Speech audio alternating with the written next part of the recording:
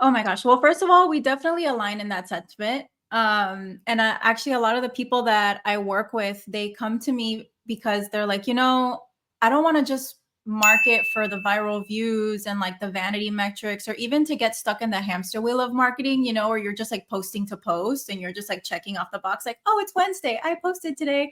A lot of my clients are like, what is all of this even for if I'm not leveraging this tool to reach people that I wouldn't otherwise use if I was doing kind of like word of mouth marketing and just staying local? So I definitely align with you on that sentiment, because it's like, why are we even using these global platforms if we're not planning on taking this to the moon? Like, why are we even doing this?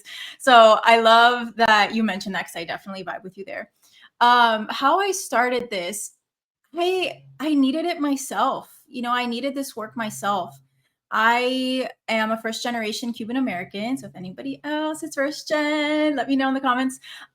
First gen Cuban American. And there's just, I just feel like most of my life I was in this internal struggle.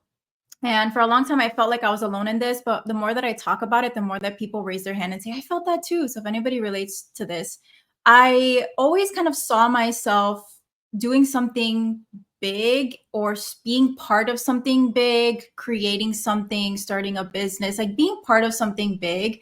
And of course, when I was little, that was like being a Disney Channel star. And then that changed into, like maybe I'll just be part of a really cool organization. And then it became, oh, I'm creating that organization. But at the same time, for as long as I could remember, I always very much struggled with using my voice and speaking up. So I was in this frustration of, I see myself doing something big, and I feel that's true, but I can't even go to the front of my class and give a presentation without literally shaking, like blood rushing to my face.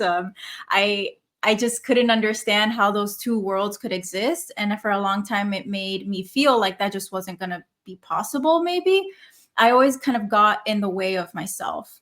So, I followed kind of like the path that would mean I was successful. I got the degree, valedictorian of my high school, went away to college and got the scholarships, got the fancy corporate job that everyone told me would make me happy with the benefits and the retirement.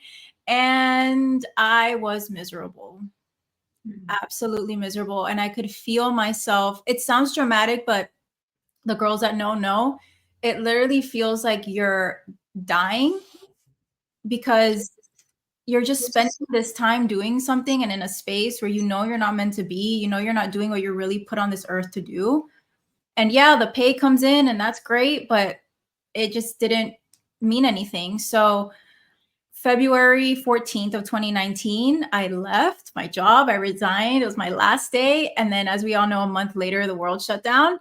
So that really gave me a push to embark on this journey of entrepreneurship. And the biggest thing that got in my way was marketing and putting myself out there. Like, I kind of knew what to do. I have a business degree. Like, that was clear. But actually getting me to do it and putting myself out there and speaking, it was a full body shutdown. So that really set me off on this journey of trying to figure out, okay, I feel so disconnected from my voice, but I feel so connected to this mission of what I want to do in the world. And so I had to kind of look outside the surface level, journal prompts. I needed something deeper to be able to not get in the way of letting this brand and this mission come to life. So when you first got into in 2020, what was the first, I guess, business that you created? Because I'm assuming it wasn't right away, build your voice and message, because that's the issue. That was the issue. No, I was, I actually got a health coaching certification while I was in corporate. So I thought I wanted to be a health coach because I was dealing with a whole bunch of health issues because of the burnout and the just not being happy with life. As we know, that creates a lot of disease in the body. So I got my health coaching certification while I was still in my consulting role. I left. I quickly realized, like literally day 3, I didn't want to be a health coach. So I decided to start helping. It was kind of like a Latina empowerment type of thing. So I didn't even have the Liberated Latina brand name yet, but I was wanting to help girls around my age make that shift from corporate to starting their own business, or even making that job leap into something different. So that's what it started as. And then quickly, as I was helping Latinas make that shift from corporate to business, people really started coming to me more for marketing. And when I dug deeper, it wasn't that they didn't know what to do. It was this piece of putting themselves out there. So it's kind of like this cool mirroring, right? Of like, oh, you guys are coming to me for this, but I'm struggling with this myself. So that was where I started, looking for other modalities. I got into somatic or body-based work.